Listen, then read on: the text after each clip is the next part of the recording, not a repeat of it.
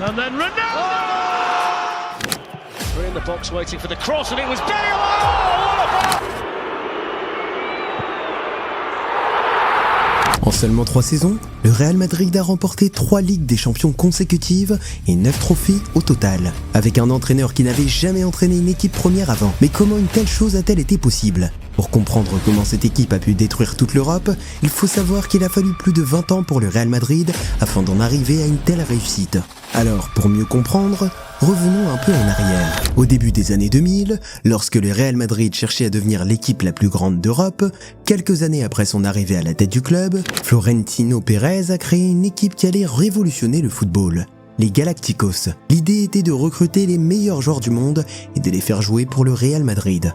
C'est comme ça qu'ils ont fait venir Ronaldo Nazario de l'Inter Milan pour 45 millions d'euros. Zidane de la Juventus pour un montant record de 77 500 000 euros. Puis 2 ans plus tard, Beckham de Manchester United pour 37 500 000 euros. Et finalement, le joueur le plus polémique de l'époque, Luis Figo, qui venait de Barcelone, le plus grand rival de Madrid, contre 60 millions d'euros. Ces transferts ont été très réussis, puisque le Real Madrid a remporté la Ligue des Champions en 2002, la Supercoupe d'Europe ainsi que la Coupe intercontinentale, l'équivalent de la Coupe du monde des clubs à l'époque. Mais après quelques années, ces grands joueurs ont quitté le club et ceux qui les ont succédés n'ont pas eu la même qualité que les précédents. De 2005 à 2010, l'équipe a été éliminée de la Ligue des Champions en 8e de finale 5 années d'affilée. Les changements d'entraîneurs n'ont pas aidé non plus. Même de grands noms comme Fabio Capello et Manuel Pellegrini sont arrivés mais n'ont pas fait grand-chose. Jusqu'à l'été 2009, lorsque Florentino Pérez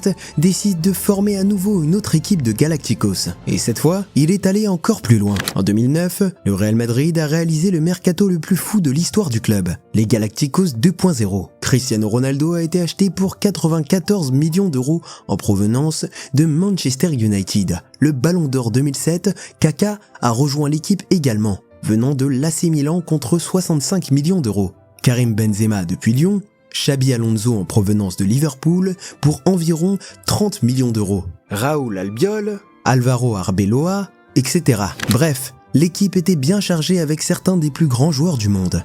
Un an plus tard, Florentino Pérez a compris que pour tirer le meilleur de cette équipe, il avait besoin d'un vrai leader, quelqu'un qui gagnerait toujours, face à toutes les difficultés, et qui aurait déjà un palmarès impressionnant. C'est à ce moment-là que le Special One, José Mourinho, est arrivé en tant qu'entraîneur du Real Madrid. Il a remporté la Ligue des Champions avec Porto en 2004, puis 2 titres consécutifs de Première Ligue avec Chelsea 2 ans plus tard, et en 2010, il a remporté le triplé avec l'Inter Milan. La première saison de Mourinho à Madrid ne s'est pas passée comme prévu. Lors du match le plus important de la saison, les Madrilènes ont été écrasés 5-0 par le Barça en Liga et se sont fait éliminer également de la Ligue des Champions par les Barcelonais. Malgré tout, ils ont réussi à remporter la Copa del Rey, mais rien de plus. Cela a servi de motivation pour la nouvelle saison, car en 2012, le Real Madrid était en pleine forme et a complètement dominé la Liga. Ils ont battu tous les records pendant la saison. Ils ont totalisé 100 points en championnat, un record à l'époque, et ont marqué 121 buts en Liga, ce qui constitue encore un autre record en Espagne. Ils ont remporté le championnat à 4 journées de la fin, avec un Ronaldo en grande forme et des joueurs comme Mesut Özil et Ángel Di María qui ont explosé cette saison-là. Cette équipe devait être l'une des meilleures générations du Real Madrid. Mais en Ligue des Champions, les Madrilènes ont été éliminés en demi-finale par le Bayern Munich, au tir au but. Ce soir-là, Mourinho lui-même a avoué qu'il avait vécu la défaite la plus douloureuse de sa carrière. À l'été 2013, Gareth Bale a rejoint également l'équipe dans un transfert record de 101 millions d'euros, qui a marqué la création du trio Bale, Benzema et Cristiano, le plus connu par BBC. À ce moment-là, Mourinho était prêt à partir. The Special One voulait retourner à Chelsea. Et en échange, le Real Madrid a choisi Carlo Ancelotti du PSG comme nouvel entraîneur et qui a offert au club le titre le plus attendu, la Décima, la première Ligue des Champions depuis 2002. Et en plus, ils l'ont gagné avec beaucoup de classe. Ronaldo a atteint un record historique dans la compétition avec 17 buts cette saison-là, dont un en finale. Gareth Bale, la nouvelle recrue de l'équipe, a aussi marqué un but en finale. Mais sur le plan national, les Madrilènes ont perdu le championnat au profit de leur voisin, l'Atlético Madrid. Lors de la saison 2014-2015, le Real Madrid a été l'équipe qui a marqué le plus de buts en Europe, jouant un football incroyable. Et Cristiano Ronaldo a réalisé la meilleure saison individuelle de sa carrière. Mais cette saison a été une année blanche pour le club, qui n'a remporté aucun trophée. Terminant à 2 points du Barça en championnat, perdant la Ligue des Champions en demi-finale contre la Juventus et se faisant éliminer en 8e de finale de la Coupe du Roi. Ils ont donc observé Barcelone réaliser son 2e triplé en 6 ans. À cette époque, le Barça était la meilleure équipe du monde avec le célèbre trio MSN qui terrorisait toute l'Europe. Cela a provoqué encore plus de colère chez les supporters du Real Madrid. Le problème avec le Real Madrid, c'est que peu importe à quel point ils sont proches du titre, une saison sans trophée est inacceptable. Car l'objectif chaque année est de gagner tous les titres possibles. Alors à la fin de la saison 2014-2015, Carlo Ancelotti a été licencié. Car le Real avait besoin d'un nouveau patron et a donc nommé Rafael Benitez comme entraîneur. Mais cette décision était pire. À ce moment-là, l'équipe était dans une phase de transition avec le départ de Xabi Alonso et Di Maria, et aussi l'arrivée de nouveaux joueurs comme James Rodriguez, Toni Kroos et Keylor Navas. Mais le club s'est rapidement rendu compte que Rafa Benitez n'était pas la bonne personne pour ce poste. Benitez a commencé le championnat par un match nul sans but contre le Sporting Gijón, avant de gagner les 4 matchs suivants d'affilée, avec 14 buts marqués et 2 encaissés. Ronaldo était de nouveau très en forme, inscrivant 5 buts lors d'un match contre l'Espagnol. Mais en fait, quelque chose ne collait pas avec cette équipe, car fin septembre, le Real Madrid a fait 2 matchs nuls consécutifs contre l'Atlético Madrid et Malaga, ce qui a compliqué le démarrage du championnat. En novembre 2015, l'équipe a subi une première défaite de la saison, 3-2 contre Séville, et une deuxième défaite 4-0 lors du Classico contre Barcelone, ce qui en fait la plus lourde défaite lors du Classico depuis plus de 6 ans. En Coupe du Roi, Madrid a commencé la saison par une victoire 3-1 contre Cadiz, mais ils ont été disqualifiés de la compétition 3 jours plus tard parce qu'ils ont fait jouer un joueur suspendu sans s'en rendre compte. Ils ont fait entrer Denis Cherichev, qui a été suspendu en raison de l'accumulation de cartons jaunes lors de la saison précédente. Par conséquent, leur parcours en Copa del Rey s'est terminé dès le premier tour. En ce qui concerne la Ligue des Champions, le Real Madrid a passé la phase de groupe avec 5 victoires et 1 match nul, avec un 8-0 contre Malmo en dernière journée, où Ronaldo a marqué 4 buts, Benzema 3 et Kovacic 1. En cours de saison, le Real Madrid a perdu des points lors d'un match nul 2-2 contre Valence, ce qui l'a placé en 3e position du championnat, derrière l'Atlético Madrid et le FC Barcelone. Le club devait donc réagir, et c'est à ce moment-là que Florentino Pérez a tiré la sonnette d'alarme, en licenciant Rafael Benitez au milieu de la saison. Et à ce moment-là, un nouveau personnage est apparu de nulle part. Une légende du club, qui n'avait jamais entraîné une équipe première auparavant. Zinedine Zidane a pris la direction de l'équipe du Real Madrid, après avoir été en charge de l'équipe B du Real Madrid, la Castilla, pendant 1 an et demi. Cette nomination a d'abord été très critiquée, car il s'agissait d'un entraîneur qui n'avait jamais encore fait ses preuves. Il était l'un des plus grands joueurs de football de tous les temps et une légende du Real Madrid. Mais il y avait de nombreux points d'interrogation quant à ses capacités à diriger l'une des meilleures équipes du monde. Mais tout cela n'était que du vent car Zidane était prêt à prouver que tout le monde se trompait. Il voulait ramener le club au sommet à nouveau. L'ère de Zidane a débuté par une victoire 5-0 contre le Deportivo La Corogne, avec un triplé de Gareth Bale, un début plutôt ironique quand on sait à quel point la relation entre Bale et Zidane va se dégrader avec les années. L'une des premières choses que Zidane a faites a été d'intégrer Casemiro dans le 11 de départ, alors qu'il n'était jusqu'alors qu'un simple joueur pas très important dans l'effectif. Zidane a connu un excellent démarrage en remportant 5 victoires et 1 nul lors de ses 6 premiers matchs de Liga. Mais à la fin du mois de février, le Real Madrid a fait match nul à Malaga, avant de s'incliner à domicile face à l'Atlético Madrid le match d'après. À ce moment-là, l'écart entre le Real et le Barça s'est élargi à 12 points et la Liga semblait déjà terminée. Mais c'est justement à partir de là que tout a changé. Depuis le 2 mars, le Real a gagné tous les matchs de la Liga, enchaînant une série de 12 victoires, dont une victoire 2-1 à Barcelone, qui a mis fin à sa série de 29 matchs sans défaite. Ce match a été particulièrement dramatique, avec l'expulsion de Ramos et l'annulation d'un but pour le Real Madrid. Mais grâce à un but de Benzema et à un but de Ronaldo en fin de match, le Real a réussi à arracher la victoire. Malheureusement, cela n'a pas été suffisant, car le Barça a remporté le championnat cette saison-là. Mais en Ligue des Champions, c'était une autre histoire. En 8e de finale, le Real a facilement éliminé la Roma, en remportant les 2 matchs 2-0 avec un but de Ronaldo à chaque rencontre. Mais c'est en quart de finale que les choses ont vraiment commencé à se compliquer. Ils ont perdu le match aller contre Wolfsburg et semblaient déjà éliminés après une défaite 2-0 en Allemagne. Mais c'est dans ces moments-là que les grands joueurs se montrent à la hauteur et changent tout. Cristiano Ronaldo a fait le show en marquant un triplé pour assurer une remontada de 3-2. En demi-finale, ils ont battu Manchester City 1-0 au total des 2 matchs. Et en finale, c'était le derby contre l'Atlético Madrid pour la 2e fois en 3 ans. Ramos a donné l'avantage au Real en marquant dans les 15 premières minutes, juste après la mi-temps. L'Atlético Madrid a eu l'occasion d'égaliser, mais Griezmann a manqué un penalty. Et malgré cela, l'Atlético Madrid a réussi à revenir au score 1-1 en égalisant dans les derniers instants du match. Le match s'est prolongé et s'est décidé au tir au but. Et Ronaldo a fait en sorte que cette Coupe de Ligue des Champions rentre à nouveau à la maison. Et voilà une nouvelle Ligue des Champions. C'est impressionnant. Zinedine Zidane avait rejoint l'équipe à peine 5 mois plus tôt. Et il avait déjà su transformer l'équipe. Keylor Navas dans les buts, Ramos et Pepe formant un mur à l'arrière, Marcelo et Carvajal faisant des allers-retours sur les ailes sans arrêt. Un milieu de terrain parfaitement symétrique avec Casemiro comme démolisseur, Kroos comme meneur de jeu en profondeur et Modric comme créatif box-to-box. Et le trio d'attaque, Bale, Benzema et Cristiano. Zidane avait de sacrés joueurs entre les mains, qui étaient prêts à partir en guerre s'il le fallait. Le Real Madrid a remporté sa 11e Ligue des Champions. Ronaldo a terminé le tournoi avec 16 buts et la saison avec 51 buts, ce qui lui a également valu le Ballon d'Or. Et Zidane a terminé en beauté la première de ses 3 saisons historiques à Madrid. Et pourtant, il ne faisait que commencer. Gagner la Ligue des Champions une fois, c'est formidable, mais Zidane voulait la gagner chaque année. C'était sa mission. Alors qu'il entame sa première saison complète à la tête de l'équipe, Zidane fait face toujours à de nombreuses critiques et les sceptiques disent que les énormes attentes vont faire crouler son équipe sous la pression. Mais c'est tout le contraire qui se produit. Les joueurs de Zidane ont été très performants. Ils ne se sont pas contentés de gagner. Ils ont aussi dominé et ont établi une nouvelle série de records tout au long de la saison. En début de saison, Madrid a remporté la Supercoupe d'Europe en battant Séville en finale.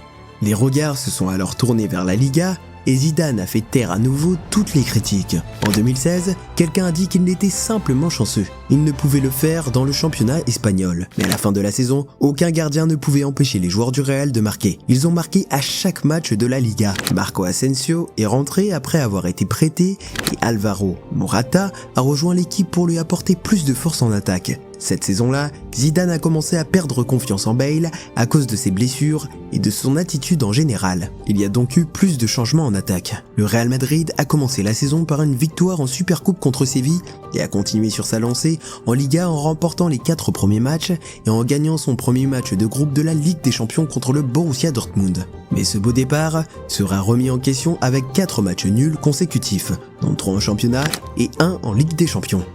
Le 15 octobre 2016, Zidane a réactivé ses joueurs qui ont écrasé le Real Betis 6-1 et ont ensuite enchaîné les victoires. Le 19 novembre, ils se sont rendus chez l'Atlético Madrid où Cristiano a marqué un triplé qui a permis à l'équipe de gagner 3-0. La rivalité entre le Real et l'Atlético a été particulièrement intense durant cette période. Le Real Madrid les a battus en finale de la Ligue des Champions 2014, en finale 2016 et continue de les vaincre dans les matchs les plus importants, comme nous le verrons dans un instant. En décembre de la même année, le Real Madrid a disputé la Coupe du Monde des clubs, qu'il a finalement remportée. Lors de la phase de groupe de la Ligue des Champions, les hommes de Zidane sont restés invaincus mais ont fait 3 matchs nuls, ce qui leur a permis de terminer à la 2e place du groupe et de se retrouver avec un tirage au sort plus délicat en 8e de finale contre le Napoli. Mais cela n'a fait que rendre le parcours encore plus excitant. Il a fallu attendre le 17 janvier 2017 pour que les Madrilènes perdent leur premier match de la saison contre Séville, ce qui a mis fin à leur série de 40 matchs sans défaite. 3 jours plus tard, Madrid a perdu son 2e match d'affilée, cette fois-ci en Copa del Rey, ce qui a malheureusement tué toute chance de remporter le triplé. Mais à la fin de la saison, ils ne se soucieront plus de cette coupe. Le Real est entré en 8e de finale de la Ligue des Champions et a remporté les 2 matchs 3-1 confortablement contre Napoli et s'est qualifié pour les quarts de finale où les choses sont devenues très compliquées. Le Real affronte le Bayern Munich et remporte le match aller 2-1 grâce à un doublé de Ronaldo. Mais c'est au match retour que la controverse survient. Le Real Madrid était mené 2-1, mais a marqué 3 buts en prolongation pour gagner le match 4-2. Et Ronaldo a terminé la rencontre en emportant la balle de match après avoir marqué un triplé. Mais si la VAR avait existé, 2 de ses buts auraient probablement été déclarés hors jeu. Quoi qu'il en soit, l'équipe est maintenant qualifiée pour les demi-finales et affrontera son adversaire préféré, l'Atlético Madrid. Cristiano Ronaldo a marqué un autre triplé au match aller pour assurer la qualification. Au retour, l'Atlético gagne 2-1. Mais le match finit en faveur de l'équipe de Zidane qui se dirige vers sa 2e finale consécutive. contre la Juventus. En même temps, le Real était en course pour le titre de la Liga avec le Barça. Et malgré une défaite au Classico à la fin du mois d'avril, avec la pression, les Madrilènes ont réussi à gagner le dernier match de la saison 2-0 à Malaga pour sécuriser le premier championnat depuis 2012. Maintenant, avec un match de plus à jouer dans la saison, le Real Madrid a l'opportunité de faire ce qu'aucune équipe n'a jamais fait auparavant, c'est-à-dire de remporter 2 Ligues des Champions consécutives dans la nouvelle forme de la compétition.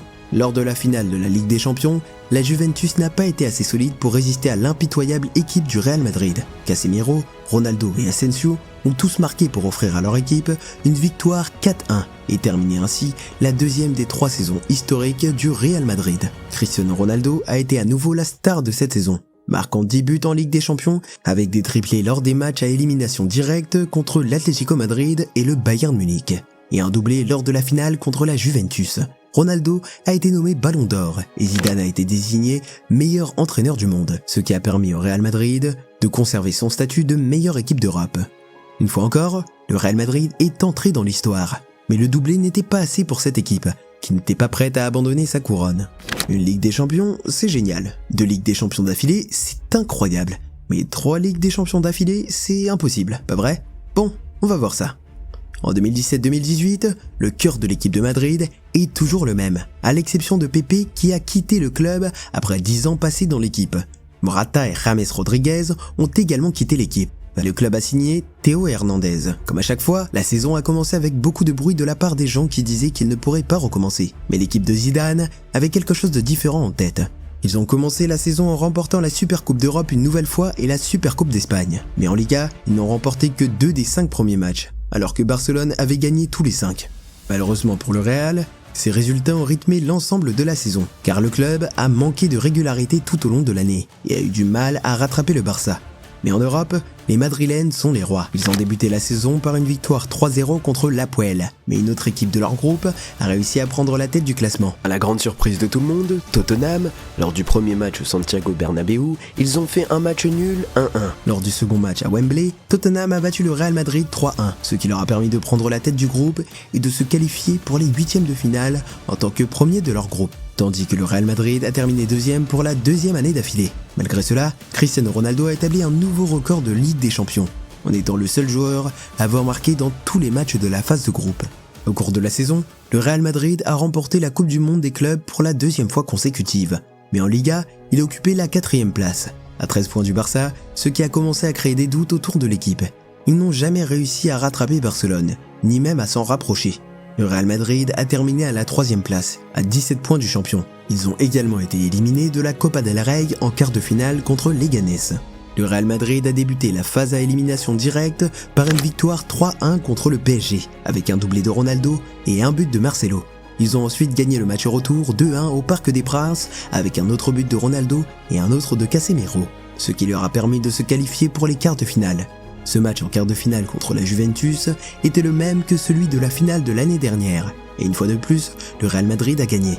Mais dans ce match, une page de l'histoire a été écrite. Au match aller, le Real Madrid s'est rendu sur le terrain de la Juventus et a gagné 3-0. Une victoire qui semblait confortable. Ronaldo a marqué 2 buts et Marcelo 1. Mais le deuxième but de Ronaldo est entré dans l'histoire du football comme étant l'un des plus beaux de tous les temps. Ce but a fait lever tout le stade et les supporters de la Juventus qui ont applaudi à cette masterclass. Avec cette victoire 3-0, le match aurait dû être terminé. Et lors du match retour au Bernabéu, à la surprise de tous, à la 60e minute, le Real était mené 3-0. Mais comme tout le monde le sait, Cristiano Ronaldo ne va pas rester sans rien faire. Il a sauvé son équipe grâce à un penalty à la 93e minute, envoyant ainsi le Real Madrid en demi-finale. Jusqu'à présent, Cristiano Ronaldo avait marqué dans tous les matchs de la Ligue des Champions. Une statistique assez impressionnante. En demi-finale, le Real fait face au Bayern Munich et remporte le match aller 2-1 et au retour fait match nul 2-2, ce qui signifie que pour la 3e année consécutive, le Real Madrid va jouer la finale de la Ligue des Champions et cette fois-ci contre Liverpool. Cette année, le Real Madrid a certainement eu le parcours le plus difficile pour y parvenir puisqu'il a dû affronter les champions de France, puis les champions d'Italie, puis les champions d'Allemagne et enfin Liverpool en finale, qui était en pleine forme. Le jour du match, Zidane a choisi exactement la même équipe que l'année précédente. Car pourquoi changer une équipe qui gagne? Et cette décision s'est clairement montrée efficace. L'équipe de Liverpool était en train de vivre une saison magique, avec Mohamed Salah en tête, mais qui a dû sortir blessé après un tacle suspect de Sergio Ramos à la 31e minute. C'était un coup dur pour Liverpool et ses fans. Leurs supporters disent que le tacle a été fait exprès pour éliminer le joueur le plus dangereux de l'équipe. Alors en seconde période, Benzema se voit offrir un but par le gardien Loris Karius, qui va vivre un match infernal. 4 minutes plus tard, Sadio Mané égalise, mais à la 61e minute, Zidane effectue un changement qui va transformer tout le match. Il fait entrer Gareth Bale, l'homme qu'il avait écarté de l'équipe première et avec lequel il se disputait sans cesse depuis 2 ans. 4 minutes seulement après son entrée en jeu, Bale a marqué ce qui est sans doute le plus beau but jamais inscrit en finale de la Ligue des Champions. 20 minutes plus tard, Bale a tiré un ballon de l'extérieur de la surface de réparation que Karius aurait dû arrêter. Mais le ballon a glissé et Karius ne pouvait pas l'arrêter. Les joueurs de Zidane ont donc remporté leur 3e Ligue des Champions d'affilée, établissant ainsi un record qu'il serait presque impossible de battre. Ronaldo a été le meilleur buteur de la Ligue des Champions pour la 3e saison consécutive, avec 15 buts et 44 sur l'ensemble de la saison. Bale a terminé 2e meilleur buteur de Madrid, avec 21 buts, et Benzema 3e avec 11 buts.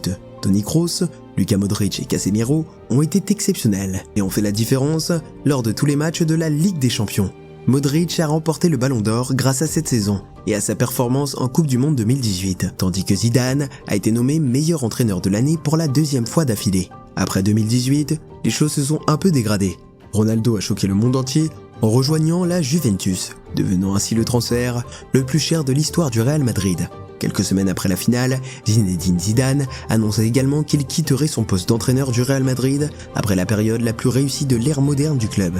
La saison suivante, le Real Madrid n'a remporté aucun trophée. En 2024, le club a voulu créer un Galactico 3.0 avec Vinicius Junior, Kylian Mbappé, Jude Bellingham, Rodrigo, Modric, Camavinga, Tchouaméni et Brahim Diaz. En théorie, Madrid semble prêt à régner à nouveau pour les prochaines années et paraît plus fort que jamais. Mais en réalité, l'équipe n'est pas aussi bonne qu'on ne le pensait avant le début de la saison. Lors de ses derniers matchs, elle a perdu 4-0 contre Barcelone et 3-1 contre l'AC Milan en Ligue des Champions, les 2 fois au Santiago Bernabéu. Peut-être que les joueurs ont encore besoin de temps avec l'arrivée de Mbappé. Mais pour l'instant au moins, il serait difficile de faire mieux que la meilleure génération des années 2016 à 2018. Alors si t'aimes le foot comme moi, tu devrais regarder la vidéo à l'écran maintenant. Tu vas aimer, c'est promis.